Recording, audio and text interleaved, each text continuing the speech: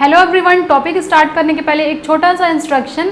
SSC JEE के लिए best books और टेस्ट सीरीज का लिंक मैंने डिस्क्रिप्शन में दे दिया है, प्लीज़ चेक इट। अब हम टॉपिक स्टार्ट करते हैं। फ्रेंड्स, इस वीडियो सेशन में आपसे बात करने वाली हूँ मैं कि क्यों 97 बच्चे फेल हो जाते हैं to qualify SSC JEE examination. एक एक फैक्ट हम देखेंगे और कुछ इंटरेस्टिंग फैक्ट भी मैं आपको बताऊंगी कि क्यों क्या होता है कि 97 बच्चे फेल हो जाते हैं। ओनली 3% ही सेलेक्ट हो पाते हैं और जिसमें भी मैं फाइनल बताऊंगी आपको फाइनली कितने लोग सेलेक्ट होते हैं। तो फ्रेंड्स, आइए एक एक करके हम बात करते हैं। कुछ फैक्चुअल डेटा मैंने आपके लिए कलेक्ट करके रखा है 2018 जेईई का। और वीडियो स्टार्ट करने के पहले एक छोटा सा इंस्ट्रक्शन है फ्रेंड्स आपके लिए। हमारा best test series for SSC JEE launch हो चुका है, आप परचेज करिए। बहुत अच्छा टेस्ट सीरीज डिज़ाइन किया गया है, बहुत बेस्ट रिजल्ट आपको मिलने वाला है हमारे टेस्ट सीरीज से। आप फ्रेंड्स मोबाइल में भी दे सकते हैं अगर आप किसी के पास लैपटॉप नहीं है तो। प्लस बहुत अच्छे तरीके से सोल्यूशन डिज़ाइन किया गया है, इसका बहुत मज़ा आने वाला है, एंजॉय करेंगे आप हमारे टेस्ट सीरीज से। तो आइए फ्रेंड्स एक एक करके हम बात करते हैं। कुछ फैक्चुअल डेटा मैंने कलेक्ट किया है रिगार्डिंग 2018 जेईई एंड इसमें मैं बताने वाली हूँ कि क्यों सिर्फ 3% बच्चे ही सेलेक्ट हो पाते हैं हमारे एसएससी जेईई एग्जामिनेशन में, क्यों 97% बच्चे फेल हो जाते हैं to clear SSC JEE examination. बहुत सारे पॉसिबल रीजंस है, बहुत इंटरेस्टिंग फैक्ट भी है। आपको लगेगा कि हाँ शायद ये गलती हो रही थी या फिर कुछ पॉसिबल रीजंस और भी हो सकते हैं। तो देखिए फ्रेंड्स, मैं वैसे ही बात नहीं करूँगी, कुछ फैक्चुअल डेटा मैं आपको बता दूंगी, क्योंकि जब हम फैक्चुअल डेटा देखते हैं तभी हम लोगों को क्लियर कट कुछ सोल्यूशन दिखाई देता है कि क्या इम्प्रूव करना चाहिए। तो देखिए जेईई 2018 में 17-16 का भी ऑलमोस्ट सेम होगा, मैं यहाँ पर 1 ईयर का बताई हूँ आपको। तो देखिए टोटल अपीयर्ड स्टूडेंट्स हैं 3,77,133 स्टूडेंट अपीयर हुए हैं टोटल एसएससी जेईई 2018 में। फॉर्म कितनों ने फिल किया उससे हमें कोई फर्क नहीं पड़ता, कितने अपीयर हुए उसकी बात हम देखिए करेंगे। टोटल स्टूडेंट्स हो गए। अब देखिए क्वालिफाई कितने लोग किए हैं, क्वालिफाई किए हैं सिर्फ 10,635 स्टूडेंट ही क्वालिफाई किए हैं पेपर 1 को, यानी कि वो मेंस लिखने के कैपेबल हैं, इंक्लूडिंग सिविल, इलेक्ट्रिकल, मैकेनिकल। यहाँ तीनों ही ब्रांच के बारे में मैं बात करूँगी। तो देखिए 10,635 स्टूडेंट क्वालिफाई किए हैं पेपर 1 को, यानी कि कंपैरिजन करिए आप कितने लोग, बहुत ही छोटा सा परसेंटेज निकल करके आता है यहाँ पर। जिसमें कि देखिए सिविल में 8,697 स्टूडेंट क्वालिफाई किए हैं, इलेक्ट्रिकल प्लस मैकेनिकल लेके 1,938 स्टूडेंट क्वालिफाई किए हैं। तो देखिए यहाँ इलेक्ट्रिकल और मैकेनिकल दोनों को ही इंक्लूड किया जाता है साथ में। अगर कट ऑफ बनता है तो साथ में कट ऑफ बनता है इलेक्ट्रिकल मैकेनिकल का। तो फ्रेंड्स देखिए बहुत ही कम वैकेंसियाँ रहती हैं, लेकिन अगेन आप अच्छे से कर सकते हैं अगर आपकी स्ट्रेटेजी अच्छी रहेगी। अगर आप एक एक चीज़ को, फैक्ट को समझ पा रहे हैं तो कुछ भी चीज़ इम्पॉसिबल नहीं होगा आपके लिए। थर्ड पॉइंट देखिए, परसेंटेज अगर मैं निकालती हूँ तो देखिए 10,635 स्टूडेंट क्वालिफाई किए हैं पेपर 1 को और पेपर 2 लिखने वाले हैं, डिवाइडेड बाई टोटल अपीयर कितने हुए हैं। तो देखिए जब आप इसको कैलकुलेट करिएगा तो ये आएगा 0.0281, अप्रॉक्सीमेटली 3% स्टूडेंट क्वालिफाई करते हैं। देखिए यही मैं बोलना चाहती हूँ कि क्या पॉसिबल रीज़न है, आप इस 3% के अंदर क्यों नहीं आ रहे हैं या फिर आपको आना ही है। इस चीज़ के लिए मैं कुछ डिस्कशन करूँगी, कुछ फैक्ट बताऊँगी और कुछ सोल्यूशन भी बताऊँगी कि कैसे आपको अप्रोच करना चाहिए आपके जेईई पेपर के लिए। ये हो गया हमारा 3% जैसे कि आप देख रहे हैं। नेक्स्ट देखिए मेंस के लिए टोटल स्टूडेंट को वही कॉल किया जा रहा है, 10,635 स्टूडेंट को कॉल किया जा रहा है। और क्वालिफाई कितने लोगों को किया जा रहा है डीवी के लिए, सिर्फ 4,683 स्टूडेंट को क्वालिफाई किया गया है डीवी के लिए, बुलाया जाता है। जिसमें कि फ्रेंड्स ये फर्स्ट वाला जो है वो हमारा होता है सिविल का वो है, और ये सेकंड वाला 883 इलेक्ट्रिकल प्लस मैकेनिकल स्टूडेंट्स को बुलाया गया है। और मैं आपको एक और चीज़ बता दूँ, ये फ्रेंड्स हमारा फाइनल नहीं होता है, this is not the final list, this is not the final list. इतने स्टूडेंट लोगों को बुलाया जाता है, अप्रॉक्सीमेटली 3 टाइम्स स्टूडेंट को कॉल किया जाता है डीवी के लिए। और फाइनल जो हमारा वैकेंसी होता है, इस साल 2018 की वैकेंसी थी 1,845 वैकेंसी थी हमारी देखिए, जिसमें कि ये तीनों ही ब्रांच इंक्लूड है, civil plus electrical plus mechanical. तो आप देख रहे हैं कि कितनी कम वैकेंसी है और स्टूडेंट कितना ज़्यादा है। और ये हमारा फाइनल होगा जो फिल होगी वैकेंसी, जिसमें कि देखिए 2838 स्टूडेंट्स आउट होंगे कुछ कारण की वजह से, क्योंकि एक्स्ट्रा बुलाया जाता है। पहले क्या होता था कि पहले जितनी वैकेंसी थी उतना ही लोगों को बुलाया जाता था, लेकिन अभी 2-3 सालों से ट्रेंड हो गया है कि 3 टाइम्स 4 टाइम्स कॉल किया जाता है स्टूडेंट लोगों को, उसके बाद फाइनल लिस्ट बना करके ज्वाइनिंग लेटर प्रोवाइड किया जाता है। तो ये कुछ देखिए फैक्चुअल डेटा था, सिर्फ 3% ही लोग क्वालिफाई कर पा रहे हैं SSC JEE का। अब देखिए आप सोच रहे होंगे कि सिर्फ इतने स्टूडेंट्स, फिर हमारा सिलेक्शन कैसे होगा, फिर हम क्या ये 3% में आ सकते हैं? ज़रूर, बिल्कुल आप आ सकते हैं। जो भी ये लोग 3% बच्चे होते हैं हमारे ऑल ओवर इंडिया में, वो आप लोग में से ही कोई होता है। बट थोड़ा सा डिफरेंस ये होता है कि उनकी स्ट्रेटेजी, प्लानिंग और प्रॉपर मैनेजमेंट वो करते हैं। उसी चीज़ के बारे में हम बात करेंगे। क्या होगा अगर क्या आप 3% में आ सकते हैं? तो बिल्कुल आप आ सकते हैं। अच्छे से पढ़िए, प्रिपरेशन करिए। और कुछ अब हम क्या करते हैं, अब हम देखते हैं क्यों 97% बच्चे फेल होते हैं to clear SSC JEE examination. तो उम्मीद है ये सब आपको फैक्ट समझ में आया होगा। आप देखिए जब भी आप कोई चीज़ पढ़ते हैं तो उसको अगर आप बात करें तो फैक्ट बेस्ड बात करेंगे तो आपको क्लियर कुछ चीज़ें समझ में आएंगी, क्या क्या चल रहा है और क्या क्या कट ऑफ हो सकता है आने वाले एग्जामिनेशन के लिए। देखिए यहाँ पर मैंने आपके लिए कुछ ड्रॉ करके रखा है, पॉसिबल रीज़न है। इसको हम बोलते हैं फिश बोन डायग्राम। ये हमेशा हमारी लाइफ में एप्लीकेबल है, सिर्फ एग्जामिनेशन पॉइंट ऑफ व्यू से नहीं है। अगर आपके लाइफ में कुछ प्रॉब्लम है या फिर कुछ और चीज़ में प्रॉब्लम है या फिर कुछ भी कॉजेज़ हैं तो उसका पॉसिबल कॉजेज़ ये बताता है। इसको हम बोलते हैं फिश बोन डायग्राम। इसी को हम बोलते हैं इशिकावा डायग्राम। इशिकावा डायग्राम जो कि टोयोटा प्रोडक्शन सिस्टम ने स्टार्ट किया था, यहाँ से ये सिस्टम स्टार्ट हुआ था। ये देखने में बहुत ही सिंपल है, लेकिन ये एक बेस्ट तरीका है आपके प्रॉब्लम को या फिर कोई भी चीज़ नहीं हो रही है अच्छे से, वाई का रीज़न बताता है ये। तो देखिए बहुत सारे स्टूडेंट फेल हो जाते हैं to clear SSC JEE examination. तो पहला मेरे हिसाब से जो कारण हो सकता है वो होता है मल्टीपल सोर्स की तरफ स्टूडेंट भागते हैं। मल्टीपल सोर्स कहने का मतलब है कि आज कुछ पेज एक बुक का पढ़े, कुछ पेज दूसरे बुक का पढ़े, कुछ आज इधर से नोट उठाया, कुछ आज उधर से उस कोचिंग का नोट्स उठाया। तो मल्टीपल सोर्सेज को वो फॉलो करना चाहते हैं, जो कि एक बहुत ही रॉन्ग वे है, आपका रॉन्ग अप्रोच है एग्जामिनेशन के प्रति। सिर्फ SSC JEE के लिए नहीं, कोई भी एग्जामिनेशन में आप मल्टीपल सोर्सेज को अवॉइड करिए। स्टूडेंट्स क्या करते हैं, आज इनका टेस्ट सीरीज़ अच्छा लगा, आज उनका अच्छा लगा, तो 3-4 टेस्ट सीरीज़ कलेक्ट करके रख लेते हैं फ्रेंड्स, जो कि एक बहुत ही गलत तरीका है आपको प्रिपरेशन के लिए, आपके प्रिपरेशन के लिए। तो मैं यही कहना चाहूँगी कि देखिए बहुत सारे स्टूडेंट यही फेल हो जाते हैं। 97% बच्चे जो नहीं सेलेक्ट हो पाते, उनका मेन कारण रहता है कि वो मल्टीपल सोर्सेज की तरफ भागते हैं। आप 1 या 2 सोर्स उठाइए, उसको बहुत अच्छे से करिए, बार बार उसी चीज़ को पढ़िए। ये आपको सबको ही बोलेगा, सबको ही एडवाइस आपको करेगा कि आप मल्टीपल सोर्स को अवॉइड करिए। जितना मिनिमम सोर्स रखेंगे और मिनिमम में बेस्ट रखिए, आप बेस्ट सोर्स को फॉलो करिए, तब आपका श्योर सिलेक्शन होने वाला है। आप 3% में ज़रूर चुने जाएंगे।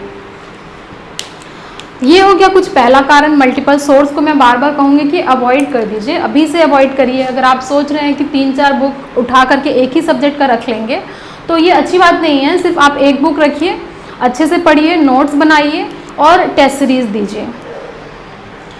देखिए इन सब में जो सबसे फर्स्ट कारण है, मोस्ट इफ़ेक्टिव कारण है नहीं सेलेक्ट होने का, वो होता है टेस्ट सीरीज़ अटैम्प्ट करना। बच्चा क्या है, सोचता है कि फाइनल में अच्छा परफॉर्म कर लेगा। अभी भी इवन स्टूडेंट आप लोग सोच रहे होंगे कि फाइनल में परफॉर्म कर लेंगे, लेकिन आपको टेस्ट सीरीज़ देना अति आवश्यक है। मैं बोलूँगी बहुत ज़्यादा ज़रूरी है टेस्ट सीरीज़ देना, क्योंकि टेस्ट सीरीज़ ही आपको कंपैरिजन देगा कि आप कितने पानी में हैं। टेस्ट सीरीज़ दीजिए, आप अच्छे से टेस्ट सीरीज़ बेस्ट परफॉर्म करिए और टेस्ट का एनालिसिस करिए। अभी तक जितने भी मेरे वीडियोस आए हैं, मैं टेस्ट सीरीज़ पे बहुत ज़्यादा फोकस्ड रही हूँ फ्रेंड्स, क्योंकि this is really very crucial as far as examination is concern. बहुत ही ज़रूरी होता है आप टेस्ट सीरीज़ देना आपके लिए। तो ये कुछ कारण हो सकता है, और मेरे हिसाब से जितने भी मैंने कारण लिखा हुआ है कि क्यों सिर्फ 3% बच्चे ही सेलेक्ट हो पाते हैं, 97 बच्चे फेल होते हैं, उसका ये कारण है कि वो टेस्ट सीरीज़ अटैम्प्ट नहीं करते हैं। अगर आपके पास टेस्ट सीरीज़ के लिए कुछ अवेलेबल नहीं है, लैपटॉप अवेलेबल नहीं है, तो आप मोबाइल में भी दीजिए टेस्ट सीरीज़, बट दीजिए ज़रूर। इससे आपको क्लियर कट पता चल जाएगा कि आप कितने पानी में और आपको क्या फर्दर इम्प्रूवमेंट करने की रिक्वायरमेंट है। थर्ड देखिए, थर्ड क्या होता है, 97 बच्चे फेल क्यों होते हैं? क्योंकि डिस्ट्रैक्शन होता है 100% का डिस्ट्रैक्शन होता है। कई बार क्या होता है, पढ़ते हैं, बीच में मैसेज आ गया, बीच में कुछ वीडियो देख लिए, बीच में मूवी मन किया तो देख लिए, गाने सुन लिए, सोशल मीडिया को बहुत ज़्यादा फॉलो करते हैं, तो ये कारण हो सकता है आपके सिलेक्शन ना होने का। तो इसको तो आप मस्ट अवॉइड, यहाँ पर मैंने लिखा है मस्ट, दिस मस्ट अवॉइड, आप इसको अवॉइड करिए अपने लाइफ से, कुछ समय के लिए बंद कर दीजिए। ऐसा तो नहीं है ज़िंदगी भर बंद करने के लिए कहा जा रहा है। सोशल मीडिया से दूर रहिए, कुछ कुछ जो इम्पोर्टेंट आपको लगता है कि आपको देखनी चाहिए, आपके लिए इन्फॉर्मेशन हो सकता है अच्छा, उसी चीज़ को आप फॉलो करिए। अदरवाइज एग्जामिनेशन सिर्फ 1 ईयर का होता है, उस 1 ईयर में आप क्या करिए, आप इस चीज़ को अवॉइड करिए मैक्सिमम, उसके बाद चलाते रहिए, कोई प्रॉब्लम नहीं है। नेक्स्ट फ्रेंड्स देखिए, revision is the key to success. Revision आप नहीं करेंगे, ऐसा लगता है हम लोगों को कि ये चीज़ पढ़ ली है, अब इसकी रिक्वायरमेंट नहीं है। पढ़ लिया, उसके बाद क्या होता है, थोड़ा धीरे धीरे टाइम के हिसाब से चीज़ें थोड़ी सी माइंड में डिलीट होने लगती है। उसी चीज़ के लिए रिवीजन बहुत ज़्यादा ज़रूरी है। आप चाहे कितना भी पढ़ लिए, रिवीजन आप ज़रूर करिए। ये कारण होता है कि 97 बच्चे फेल होते हैं टू क्लियर एसएससी एग्जामिनेशन में। तो फ्रेंड्स, अगर आपको 3% बच्चे में आना है और फाइनल सिलेक्शन आपको लेना है, तो मेरे हिसाब से आपको प्रॉपर रिवीजन करना है। अगर आप आज पढ़ लिए तो उसको 1 वीक बाद रिवाइज ज़रूर करिए, अदरवाइज स्किप होते जाएगा, आपके माइंड से डिलीट होता जाता है चीज़ें। तो रिवीजन करिए, बहुत अच्छे से रिवीजन आप करते रहिए, जब तक आपका फाइनल पेपर ना हो तब तक आपको रिवीजन करने का रिक्वायरमेंट है। नेक्स्ट आते हैं फ्रेंड्स, देखिए लूज कॉन्फिडेंस। अब ऑब्वियस सी बात है, अगर आप प्रॉपर रिवीजन नहीं करेंगे, चीज़ों को भूलने लगेंगे, तो खुद ब खुद क्या होता है, एग्जामिनेशन जैसे जैसे नज़दीक आता है वैसे वैसे हमारा कॉन्फिडेंस लूज़ होता जाता है। कॉन्फिडेंस रहिए, बहुत ज़्यादा रिक्वायरमेंट होती है कोई भी एग्ज़ाम को क्रैक करने के लिए कि आपका कॉन्फिडेंस लेवल कैसा है, क्योंकि आप खुद अपने आप को समझ सकते हैं कि आपका कॉन्फिडेंस कितना है, आपकी प्रिपरेशन कितनी अच्छी है और आपका क्या क्या वीक पॉइंट है। तो कॉन्फिडेंट रहिए। एग्ज़ाम आप जब भी दे रहे हैं, हो सकता है ऐसा होगा कि कुछ आप एक सब्जेक्ट ना पढ़े हों, तो भी आप कॉन्फिडेंट रहिए, आपका सिलेक्शन ज़रूर होगा। कॉन्फिडेंस हमेशा रखिए अपने अंदर, चाहे वो प्री का पेपर हो चाहे मेंस का पेपर हो। पेपर कितना भी टफ है तो आपके लिए ही टफ नहीं होगा, सब स्टूडेंट के लिए टफ होगा इक्वली। तो उस चीज़ के लिए आप कॉन्फिडेंस लूज़ मत करिए, बी कॉन्फिडेंट ऑलवेज। अब फ्रेंड्स देखिए, यहाँ पर मैंने मेंस लिखा हुआ है, तो स्टूडेंट क्या होता है, कई बार मेंस को बहुत लाइटली ले जाते हैं, सोचते हैं प्री का पेपर होगा, प्री का रिजल्ट आएगा, उसके बाद देख लेंगे यार मेंस का पेपर। तो ये मेंस का पेपर में लोग बहुत ज़्यादा इग्नोर करते हैं चीज़ों को कि मेंस का पेपर निकाल लेंगे, सेमेस्टर निकाले हैं, मेंस भी निकाल लेंगे। बट यहाँ पर थोड़ा सा डिफरेंट आता पैटर्न। सेमेस्टर में हम लोगों को क्या होता है, सिमिलर टाइप से क्वेश्चन आ जाते हैं, लेकिन ये थोड़ा अनप्रेडिक्टिव हो जाता है मेंस का पेपर। कई बार देखने को न्यूमेरिकल मिल जाता है, कई बार थ्योरी मिल जाता है। तो आप इक्वल फोकस करिए मेंस पे, न्यूमेरिकल थ्योरेटिकल सब कुछ अच्छे से पढ़ के जाइए। क्योंकि क्या हुआ था इस बार 2018 इलेक्ट्रिकल के पेपर में स्पेशली न्यूमेरिकल थोड़ा सा ज़्यादा आया था, तो इसकी वजह से स्टूडेंट जिनका न्यूमेरिकल अच्छा नहीं होता है वो थोड़ा सा लैग कर गए, और जिनका दोनों ही अच्छा है वो तो अच्छा ही क्वालिफाई किए हैं, अच्छे अच्छे मार्क्स लेकर के आए हैं। तो आप फोकस करिए मेंस पे। आपका प्रिपरेशन ऐसा होना चाहिए कि आपका प्री और मेंस एक साथ प्रिपेयर हो, क्योंकि अभी थोड़ा सा एग्ज़ाम क्या है, कभी भी कंडक्ट कराया जा रहा है, प्री हो रहा है, मेंस हो रहा है, रिज़ल्ट कभी भी आ रहा है। तो उस चीज़ के लिए आप कॉन्फिडेंस लूज़ मत करिए, मेंस के लिए बहुत अच्छे से फोकस्ड रहिए। आप मेंस के लिए अच्छे से फोकस्ड रहेंगे तब खुद ब खुद कॉन्फिडेंस आ जाएगा। और आप प्रैक्टिस करिए, मेंस के लिए यहाँ पर सबसे ज़्यादा ज़रूरी है प्रैक्टिस करना। देखिए प्रैक्टिस करिए, क्योंकि यही जो है आपका रैंक डिसाइड करेगा, और रैंक अच्छा आएगा तो आपको डिपार्टमेंट अच्छे अच्छे मिलेंगे। आपका पोस्टिंग अच्छी जगह पे होगा। और मेंस पे अगर आप फोकस नहीं रहेंगे तो फिर ऐसा होगा कि जो स्टूडेंट यहाँ से देखिए बाहर जा रहे थे 2838 स्टूडेंट में से आप हो सकते हैं। तो जब तक आप फाइनल सिलेक्शन ना ले लें तब तक आपकी प्रिपरेशन बहुत अच्छी होनी चाहिए। कहीं भी किसी भी पॉइंट में आपको भूल चूक नहीं करना है, एक एक चीज़ को आप ध्यान रखिए। तो आपको क्या करना है, इन स्टूडेंट में नहीं आना है, आपको आना है इन फाइनल वैकेंसी वाले स्टूडेंट्स में। मेंस का अच्छे से प्रिपेयर करिए। देखिए, comparison with friends is the possible reason.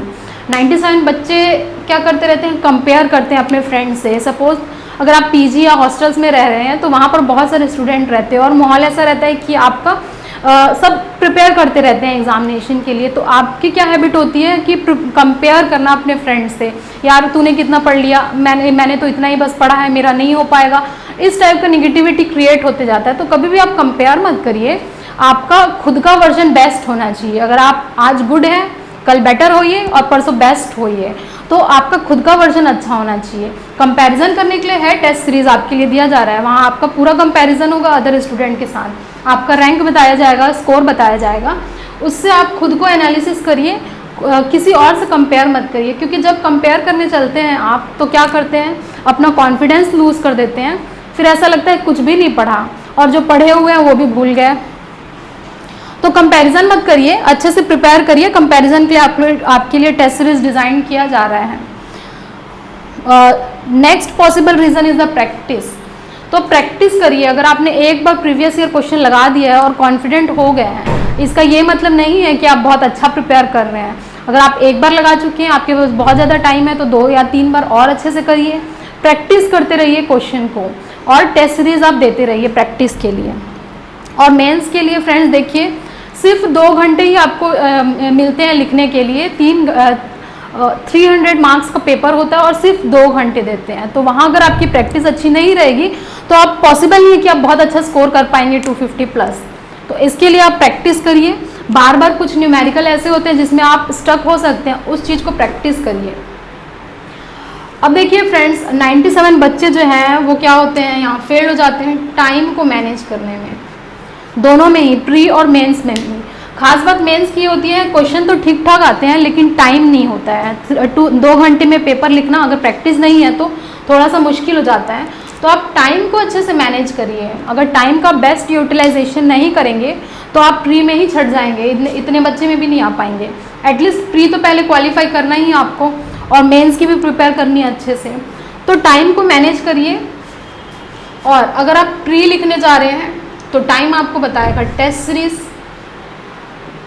और अगर आप मेंस लिखने जा रहे हैं तो आपका प्रैक्टिस इज़ द की। प्रैक्टिस इज़ द की। तो प्री के लिए टेस्ट सीरीज दीजिए, जितना हो सके अच्छे से टेस्ट सीरीज दे करके उसका एनालिसिस करिए और इम्प्रूव करने की कोशिश करिए। टाइम को मैनेज करिए, तभी आप फाइनल जो पेपर देने जा रहे हैं एसएससी जेई का सीबीटी, उसमें टाइम आप मैनेज कर पाएंगे। क्योंकि रीजनिंग इतना ज़्यादा आता है, बहुत सारे वैरायटी देखने को आपको मिलते हैं, जीएसजीके में वैरायटी देखने को मिलते हैं, इवन टेक्निकल में भी आजकल आपको वैरायटी देखने को मिलेगा, कहीं न्यूमेरिकल, कहीं थ्योरी, कहीं कुछ सब्जेक्ट। तो बहुत सारा वैरायटीज़ आ जाता है इसमें। आप टाइम को मैनेज करिए, फिर आप देखेंगे कि आप 3% बच्चे में श्योर आने वाले हैं। देखिए, अब और कुछ रीज़न मैं आपको फैक्ट बताऊंगी। एक इंटरेस्टिंग फैक्ट है, एग्जामिनेशन सेशन मैंने लिखा हुआ है। तो फ्रेंड्स देखिए क्या होता है, अब पहले होता था सिर्फ एक सेशन में एग्ज़ाम कंडक्ट करा दिया जाता था एसएससी का। लेकिन अभी क्या होता है, अभी ऐसा होता है कि 2 या 3 सेशन में, यानी कि 27 अक्टूबर से 30 अक्टूबर के बीच में जितने भी सेशन होंगे उन सेशन में एग्ज़ाम कंडक्ट कराया जाता है, जिसकी वजह से क्या होता है, नॉर्मलाइजेशन होता है। और जब स्टूडेंट्स आते हैं देखने एग्ज़ाम दे करके, तब वो अपना एक्सपीरियंस शेयर करते हैं कि ऐसा आया था पेपर, वैसा आया था, इतना टफ आया था, इतना ईजी आया था। तो उसकी वजह से जो दूसरे सेशन वाले बच्चे होते हैं उनमें क्या होता है, उनमें एक निगेटिविटी आती जाती है, वो एक्स्ट्रा क्वेश्चन सर्च करने लगते हैं। उसका पेपर ईजी आया था, मेरा कैसा आएगा, थोड़ा सा सर्च कर लेते हैं, कैसा कैसा लेवल आया था, क्वेश्चंस बताया जाएगा, उससे रिलेटेड क्वेश्चन पढ़ लिए। तो फिर वहाँ पर बच्चा कंफ्यूज होने लगता है। क्या होता है कि एक एक्स्ट्रा चीज़, अरे ऐसा करंट अफेयर आया था पढ़ लेते हैं, वैसा करंट अफेयर आया था पढ़ लेते हैं। तो जिसकी वजह से क्या होता है, एग्जामिनेशन सेशन में आपको बहुत कॉन्फिडेंट और पेशेंस रखना पड़ता है। आपका जैसा पेपर आया आपको निकाल देना है, आपको कि आप ऐसा ये सेशन का पेपर सर्च कर रहे हैं, वो सेशन का पेपर सर्च कर रहे हैं, आपका जो पेपर आने वाला है वो आपको फोकस करना है, उस पर फोकस्ड रहिए। क्योंकि एग्जामिनेशन के आप 1 या 2 दिन पहले ये सब चीज़ें सर्च करते हैं तो आपका माइंड डिस्ट्रैक्ट होने लगता है, कॉन्फिडेंस आप लूज़ करने लगते हैं, तो उस चीज़ से बचिए। आपका क्या है, आप अपना प्रिपरेशन करिए अच्छे तरीके से और इधर उधर की चीज़ों को सर्च करना बंद कर दीजिए अभी से। ये बहुत सारे स्टूडेंट 97 बच्चे ऐसे ही करते हैं, ये भी सर्च कर लिया, वो भी सर्च कर लिया, फिर होता कुछ नहीं, एग्ज़ाम में वो सब कुछ नहीं आता जो आपने सर्च किया हुआ था। आना वही है जो आपके सेशन में आने वाला है। इस चीज़ को आप अवॉइड करिए तो आपके लिए बेस्ट होगा। ये सब चीज़ अगर आप करेंगे फॉलो तो आप कंफ्यूज नहीं होंगे, क्योंकि बच्चा कंफ्यूज हो जाता है, रीजनिंग पढ़ूँ कि जीके पढ़ूँ कि टेक्निकल पढ़ूँ कि क्या पढ़ूँ, समझ में नहीं आता, कंफ्यूज हो जाता है। और जब बच्चा कंफ्यूज हो गया तब होता क्या है, तब धीरे धीरे धीरे धीरे उसका प्रिपरेशन डाउन होते जाता है और फिर एट द एंड वो अपना बंद कर देता है। तो इस चीज़ को आप नहीं करिए, कंफ्यूज मत रहिए चीज़ों के प्रति। अच्छे तरीके से अब जब आप प्रिपरेशन करेंगे तब देखेंगे कहीं भी आपको कन्फ्यूजन नहीं होगा। कन्फ्यूजन होता है तो आप देखिए, एनालिसिस करिए, फिर आप लग जाइए, क्योंकि जब तक आप कंफ्यूज होंगे तब तक अदर स्टूडेंट आपसे आगे होंगे, जब तक आप डिस्ट्रैक्ट होंगे तब तक आपसे जो दूसरे स्टूडेंट हैं वो आगे होंगे। टाइम वेस्ट करेंगे तो दूसरे स्टूडेंट्स आगे होंगे। तो सिर्फ आप देखते रहिए कि आपको टाइम वेस्ट नहीं करना है, अच्छे से प्रिपरेशन करनी है आपकी। कन्फ्यूजन का तो कोई सवाल पैदा ही नहीं होता है, और डिस्ट्रैक्शन, इस चीज़ को तो आप बिल्कुल अवॉइड कर दीजिए। लास्ट देखिए, बच्चा क्या करता है, एग्जामिनेशन सेंटर में कुछ मिस्टेक्स कर देता है, जो कि मैं ऑलरेडी डिस्कस की हूँ, लेकिन एक बार मैं आपको फिर से थोड़ा सा बताना चाहूँगी कि क्यों बच्चे नहीं आ पाते इन 3% लोगों में। तो देखिए क्या होता है फ्रेंड्स, एग्जामिनेशन सेंटर में जब आप जाते हैं तब आप एक दिन पहले पूरा प्रिपेयर रहिए।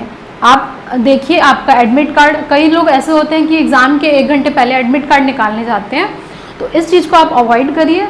Admit card, proper ID card सब कुछ लेकर के जाइए एग्जामिनेशन सेंटर में, ओरिजिनल होना चाहिए। क्योंकि क्या होता है, जब आप ओरिजिनल आईडी कार्ड नहीं लेके जाते हैं फिर कुछ आपको फॉर्मेलिटीज़ पूरी करनी होती है, आपको यहाँ साइन करवाते हैं, कुछ फ़ोटोज़ लेते हैं, उस चीज़ को आपको अवॉइड करना है। थर्ड पॉइंट, आपको टाइम पे, प्रॉपर टाइम पे एग्जामिनेशन सेंटर में पहुंच जाना है, क्योंकि एक्सपीरियंस्ड है ऐसा कि देखा गया है कि कुछ स्टूडेंट्स को एसएससी नहीं एग्ज़ाम देने देता है, और ये रियल फैक्ट है, तो उस चीज़ को आप अवॉइड करिए। थर्ड, कॉन्फिडेंट रहिए एग्जामिनेशन में, कॉन्फिडेंस ही आपको फाइनल्स में सेलेक्ट कराएगा। अगर आपसे कोई क्वेश्चन नहीं बन रहे तुरंत स्किप करिए, मूव कर दीजिए नेक्स्ट क्वेश्चन में। एक क्वेश्चन में आपको नहीं अटकना है। ये मिस्टेक्स बहुत लोग करते हैं कि आंसर लाने की कोशिश करते हैं और टाइम वेस्ट होने लगता है। तो फ्रेंड्स देखिए, ये कुछ पॉसिबल रीजंस हैं जिसमें कि जो ये शो करता है कि 97 बच्चे सिर्फ 3% बच्चे ही क्वालिफाई करते हैं एसएससी जेईई में, 97% बच्चे नहीं करते हैं। तो फ्रेंड्स आपको क्या आना है, आपको यहाँ पर आना है, इस फाइनल वैकेंसी में आपको सिलेक्शन लेना है और अपने ड्रीम को फुलफिल करना है फर्स्ट। सेकंड, आपको क्या करना है, आपको प्री मेंस बहुत बहुत बहुत अच्छे तरीके से प्रिपेयर करना है, क्योंकि मेंस ही आपका डिसाइडिंग फैक्टर है, रैंक डिसाइड करने वाला है, और ये डिसाइड करने वाला है कि आप फाइनल्स में सेलेक्ट होने वाले हैं या नहीं होने वाले हैं। तो फ्रेंड्स अभी से नोट्स बना करके बहुत अच्छे तरीके से डायग्राम ड्रॉ करने की कोशिश करिए और उसको एक्सप्लेन करिएगा। सेकंड, आप जब प्रैक्टिस करेंगे तो आपको हैंडराइटिंग पे भी प्रॉपर ध्यान देना है और अच्छे से एक्सप्लेन करना है चीज़ों को, पॉइंट वाइज पॉइंट। ये सेमेस्टर एग्जाम नहीं होता है फ्रेंड्स कि आप कुछ भी लिख करके आ गए, थ्योरी भर दिए, पूरा पॉइंट्स बाय पॉइंट बहुत ही प्रिसाइज और अच्छे तरीके से अप टू द पॉइंट रहिए आप, क्योंकि एग्जामिनर को आप इधर उधर नहीं घुमा सकते हैं कि कुछ भी लिख दिए एग्जामिनेशन में। ऐसा सिर्फ सेमेस्टर एग्जाम्स में होता है जिनकी वजह से सब क्वालिफाई कर जाते हैं, लेकिन यहाँ ऐसा नहीं होता है। यहाँ सिर्फ 97 बच्चे फेल होते हैं सिर्फ, और सिर्फ 3% बच्चे सेलेक्ट होते हैं, जैसा कि आप देख पा रहे हैं। Thank you everyone for watching this video till end. If you like this video, share with your friends and subscribe this channel. Don't forget to press the bell icon button to get further updates. और अगर आप हमारे Telegram channel से जुड़ना चाहते हैं तो उसका भी लिंक मैंने डिस्क्रिप्शन और फर्स्ट कमेंट में दे दिया है, please check it. SSC JEE के लिए बेस्ट बुक्स और टेस्ट सीरीज़ का भी लिंक मैंने डिस्क्रिप्शन में दे दिया है। Thank you very much, see you soon in the next video.